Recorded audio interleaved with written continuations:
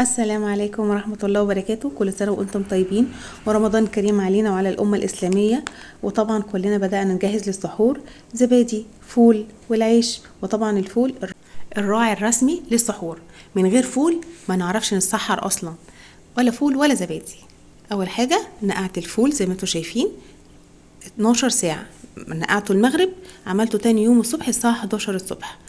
ماشي تمام كده.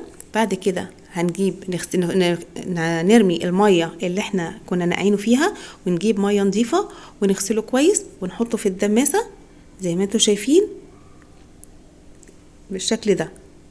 وبعد ما احطه في الدماسة هجيب بقى عليه طماطم، فول مدشوش، بابريكا، نص ليمونه. ده طبعا على قد الكميه اللي انا عاملاها. انا عامله دلوقتي كوبايه فول واحده بس، فعامله الطماطمايه والليمونه ومعلقه فول مدشوش، معلقه كبيره فول مدشوش، ومعلقه كبيره من البابريكا عشان يبقى احمر، وطبعا معلقه كبيره من الخل. وحطيته كده، ضفت الميه على الفول، ولازم الميه تبقى مغطيه الفول بالشكل ده. وحطيت الحاجه اللي هي بتاعتها. انا الفول ده بصراحه مش هنكر ومش هكدب عليكم، انا ما كنتش بعرف اعمله خالص، ومحاولاتي كلها كانت فاشله في ان هو يطلع معايا كويس. فانا يعني كل مره اقول انا المره دي اخر مره هعمله ويطلع معايا مش حلو، بيبقى غامق. فالمره دي انا عملته بصراحه طلع تحفه، فقلت لازم اصوره لكم واوريه لكم انا عملته ازاي. الطريقه دي نجحت معايا جدا جدا. ودي معلقه خل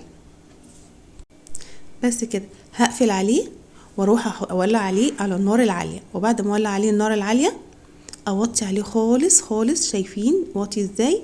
بالشكل ده. يبقى النار تحتيه شمعة.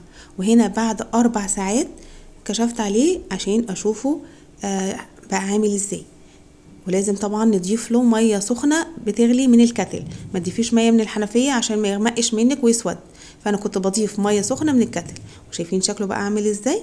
ده بعد 5 ساعات من التسوية على النار الهادية خالص. سيبته لما يغلي، واول ما بدأ يغلي وطيت عليه، خليت النار واطية خالص هادية جدا عشان يستوي براحته. وقفلت عليه بالورق الفويل وعليها الغطا من فوق عشان يبقى مغلق ومحكم الغلق. وشايفين المية بتاعته حلوة جدا ولونها فاتح وطعمها، انا بحب مية الفول جدا. تمام. وقفلت عليه ووريهولكم شكله تحفة ازاي.